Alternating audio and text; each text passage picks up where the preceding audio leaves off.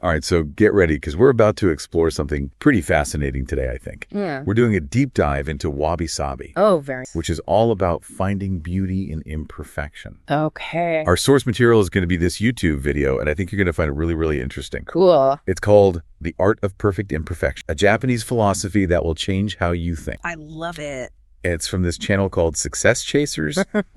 And, I don't know about you, but like sometimes I just feel like I'm drowning in the sea of like perfect images and like expectations all the time. Yeah, absolutely. And so I'm hoping maybe this wabi-sabi has some like different perspective to offer us. For sure. For sure. What do you think? Oh, yeah. I think you'll find this really refreshing. Okay. What's interesting about wabi-sabi is that it's not just like a superficial thing, It's Right. not just like an aesthetic trend. It's actually a way of life, and it's deeply rooted in Zen Buddhism. And the idea is it's about accepting the impermanence of life. Okay. The fact that everything is constantly in flux, So instead of chasing after this unattainable ideal of perfection, Right. we're embracing the beauty of things, just like as they are. Exactly. Flaws and all. Yeah, flaws and all. Okay, that's kind of a radical idea. It is. In our culture, don't you think? It really is. And that's, I think, exactly what makes it so relevant for today. Right. Because I think we all feel this pressure to conform to these unrealistic standards all the time. Yeah, for sure. And so this is like a really nice antidote to that. Yeah, I like that. It's about finding contentment in the present moment with all its imperfections. I like that. Yeah. There's this quote from the video that really stuck. Okay. It says, "There's a crack in everything. That's how the light gets in." Yeah. It's like almost poetic, Yeah.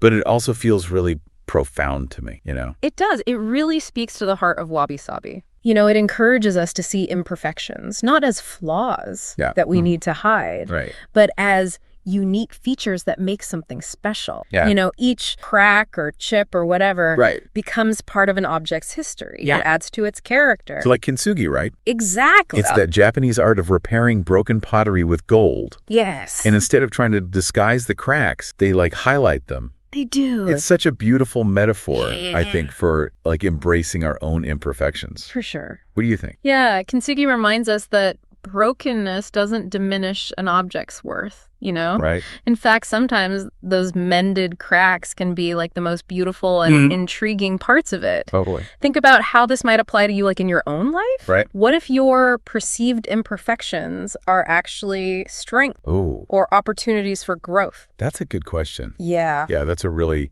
thought-provoking question. Yeah. It makes me wonder, like if we're trying so hard to be perfect, Yeah. are we missing out on like a deeper, more authentic kind of beauty? Yeah. Like what if we just channeled all that energy into appreciating like what already is? I think that's exactly the shift that wabi-sabi invites us to make. Yeah. And, nature, I think, is like the ultimate teacher when it comes. Right. Think about like the rugged beauty of a gnarled ancient tree. Its branches are all twisted by time and the weather. That's interesting. I've never really thought of it like that before. Yeah. But you're totally right because, we often find those like natural imperfections to be so incredibly beautiful. Yeah. Like those ancient trees that are worn smooth by the wind. Yeah. They have this like grandeur to them that like a perfectly manicured garden just doesn't have. Right. You know what I mean? It's true. But then we humans, we try to make everything like Yeah. perfectly smooth and symmetrical. It's funny, isn't it? It is. It's so weird. It's like a paradox. It really is. But yeah, wabi-sabi encourages us to find that same beauty in the everyday objects around us. Yeah. Even the ones that show wear and tear. Like my favorite chipped teacup. Exactly. Yeah. Or a worn leather jacket that's molded to your body. Right. They all tell a story. So it's like we're developing this deeper appreciation for the history and the character of the things around us. For sure. Almost like they become part of our own story in a way. Absolutely. That's so cool. Wabi-sabi reminds us that beauty isn't static. Right. It's dynamic. It changes. It evolves over time. I like that a lot. And one of the most profound expressions of this idea, I think, can be found in the Japanese tea ceremony. Oh, yeah. The video mentioned that the tea ceremony embodies wabi-sabi principles. It does. I'm curious to learn more about that. Okay, well, the tea ceremony is a ritual. Okay. And it's really steeped in mindfulness and appreciation for the present moment. Okay. It's not just about drinking tea. It's about creating an experience, a moment of connection and intention. Okay. Every element is imbued with meaning. Oh, wow. From the tea bowl itself, Uh-huh. which is often chosen for its imperfections to the whisking of the tea. So it's about slowing down, Yeah. being present, and appreciating the beauty in each detail. Exactly. Wow. And you know what? That brings us to another key aspect of wabi-sabi. Okay. Which is this embrace of impermanence. Okay, cool. Yeah, the video actually uses this like really evocative quote. Oh, yeah. It says, "The beauty of life is in its impermanence. Right. Embrace the dance of change." That really resonates with me, but I got to say, it's kind of a tough one to like really wrap your head around sometimes, you know? I get it. Yeah. Our culture is always telling us to like cling to things, you know? Yeah, to try to control everything. But wabi-sabi is saying like, no. Right. Everything changes. Everything is in flux. Like it's okay. Yeah, and that's not something to be afraid of. Right. It's actually something to celebrate. It's like those cherry blossoms, right? Like everyone's always raving about them. Yeah, they're stunning. They're so beautiful, but they're here one minute and gone the next. Gone the next. And I guess if they bloomed forever, they wouldn't be as special. Exactly. It's that fleeting beauty Right. that makes them so captivating. Yeah. So wabi-sabi encourages us to find beauty in those like transient moments. Okay. To appreciate the ephemeral nature of life. Okay, so how does that actually like help us in everyday life though? Okay, good question. Like change can be stressful, For sure. even painful sometimes. Yeah, absolutely. So like how do we deal with that? So think of it this way, like accepting impermanence can actually make us more resilient. Okay. Because you know that both the good times and the bad times are transient. Right. So it kind of helps you like ride the waves of life with a little more grace. You can find beauty in the journey even when things are difficult. It's almost like if we can like shift our perspective, it gives us this sense of freedom. I like. Instead of like resisting the change, we can learn from, grow from it. Maybe even like find the beauty in like those unexpected detours that life throws at us. You know, That's a beautiful way to put it. and that kind of ties into this next idea of simplicity. Yes, it does. The video says, "In simplicity, there is truth." What do you think about that? Love it. Well, it seems like so counterintuitive to everything we're told. Absolutely. You know, like more is always better. Yeah, more possessions, more experiences. Yeah, more achievements. Yeah. Got to get more. More. More. But wabi-sabi is saying like Less is more. less is more. Yeah. Interesting. It's about decluttering. Okay. Not just our physical spaces, but also our mental lives. Right. So simplifying can reduce stress, and it can help us focus on what truly matters. Like instead of being overwhelmed by stuff, Yeah, all that stuff. we can create space Yeah, for those more meaningful experiences. exactly. And have you ever noticed how much more you appreciate something Oh, yeah. when you've been without it for a while? Like when you go camping Yes. and you come back and you're like ridiculously happy Yeah. to have a hot shower Yes. and a real bed, Right. which normally you would totally take for granted. Totally take it for granted. Yeah, that's such a good point. That's it. So simplicity helps us appreciate Yeah. the things we already have Yes. and like find joy in the ordinary. Yes, in the everyday. Okay, so we've covered a lot of ground here. Yeah, we have. We've talked about embracing imperfection, Yeah. accepting impermanence, Yep. finding beauty in simplicity. Love that. These are like all incredibly powerful ideas. They are. But I think our listeners might be wondering like, okay, Right. how do we actually apply this Yeah. in our everyday lives? And the video actually offers some practical tips. Good. One suggestion is to start each day Okay. with a moment of appreciation for something simple. Like what? It could be the first sip of coffee, the feeling of the sunshine on your face, Right. you know, anything that brings you like a little bit of joy. Something that you might normally just overlook Exactly. if you weren't paying attention. If you weren't really present. Yeah. Yeah. Kind of like a mini meditation Totally. on the everyday. On the everyday, yeah. I love that. Okay, what else? Another tip is to keep a gratitude journal. Have you ever done that? I have. I've found them to be incredibly powerful. Cool. Yeah, by writing down the things you're grateful for, even the small things, Okay. you're actually training your mind to focus on the positive aspects of your life. So it's not just about like acknowledging the good thing. Yeah. It's about like really taking them in, It's about savoring them. savoring them. Right, Okay. I like that. What else?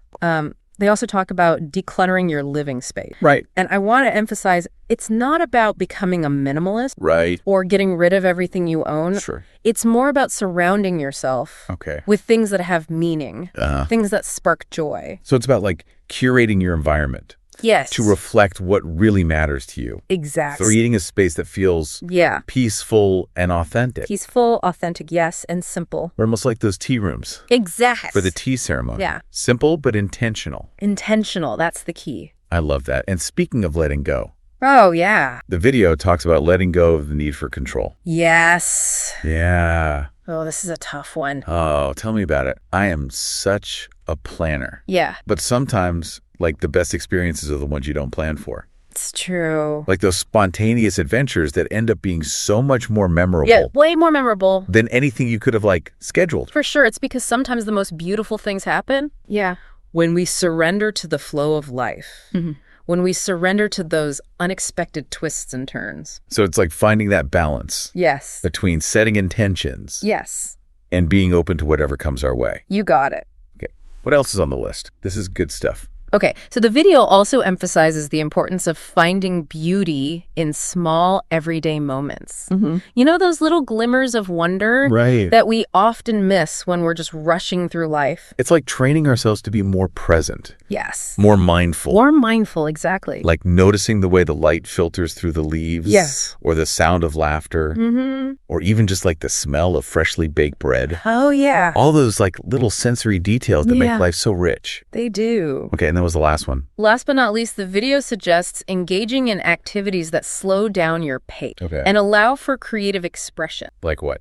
So things like gardening, painting, writing, anything that helps you connect with yourself and with the world Okay. in a more mindful and intentional way. I love that. Yeah. What about you? What kind of things do you like to do? Oh, I love all those things. Yeah. I've been trying to incorporate more creative activities into my own life lately. You too. It's amazing how something as simple as like sketching or playing with clay Yeah, can be so grounding and therapeutic. it is. It's like you're giving yourself permission to slow down, to appreciate the process, The process. and to create something beautiful, Yeah. even if it's not perfect. And that, I think, is really the essence of wabi-sabi. Yeah. It's not about striving for perfection, Right. but it's about finding joy and meaning in the journey with all its imperfections Yeah. and unexpected twists and turns. This whole conversation has really like shifted my perspective, you know. Yeah. I hadn't realized how much I'd been caught up in that whole pursuit of perfection thing. It's so easy to get caught up in that.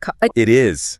And honestly, it's exhausting. It is. But wabi-sabi offers like this different way of being in the world. Yeah. One that's more accepting, more compassionate, and ultimately more freeing. It's like we've been given these new lenses Yeah. to view like everything. Totally. Instead of seeing flaws or like things to be fixed, Yeah. we're seeing beauty Yeah. and uniqueness. And that shift in perspective can really like ripple out into all areas of our lives. Right. You know, it influences how we relate to ourselves, to others, and to everything around us. The video ends with this quote. Okay. It says, "Enjoy the little things in life, for one day you may look back and realize they were the big things." Oh, I love that one. It's such a good reminder It is. to like be present and savor those simple joys. Because, you know, those seemingly insignificant moments, those everyday experiences, they're really the threads that weave the tapestry of our lives. This has been such a great deep dive. It has. We've explored so much of wabi-sabi, but like, how do we actually go beyond just like understanding it Right? to like actually integrating it into our lives? Okay, good question.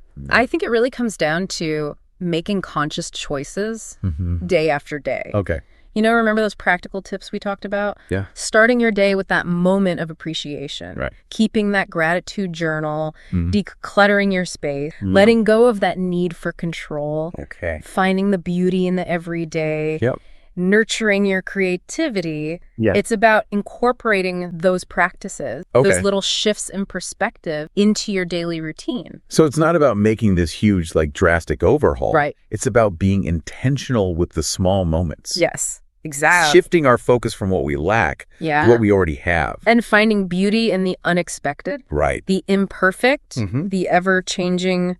Yeah, and like giving ourselves permission to be perfectly imperfect, Yes, to make mistakes. to learn and grow. Because that's where the real beauty lies, isn't it? I think so. In our authenticity. Yeah. Our resilience, our ability to embrace like the wholeness of who we are. Yeah. Imperfections and all. Beautifully said. You know, and what I find so inspiring about wabi-sabi is that it's not like this destination. Right. It's a journey, It's a process. a continuous process Yeah. of noticing, Noticing. appreciating, And letting go. and letting go. It's that beautiful balance between like striving for our best, but also accepting ourselves right where we are. Yes. With all our like quirks and imperfections. It's something we can all aspire to. I'm feeling inspired to embrace a little more wabi-sabi in my life. I hope our listeners are feeling the same way. I think this deep dive has given us all a lot. A lot to think about. And maybe even sparked this curiosity. Yeah. To explore it further. To discover how it can really enrich your life. So we'll leave you with this final thought. How can you find more beauty and meaning in the imperfections of your own life? That's a good one. It's something to reflect on. To explore. To make your own. Because sometimes the most beautiful things are found in the most unexpected places. Thanks for joining us on this journey into the art of perfect imperfection. Until next time. Keep exploring, keep questioning, and keep embracing the beauty of imperfection. And remember, there's a crack in everything. This is how the light gets in.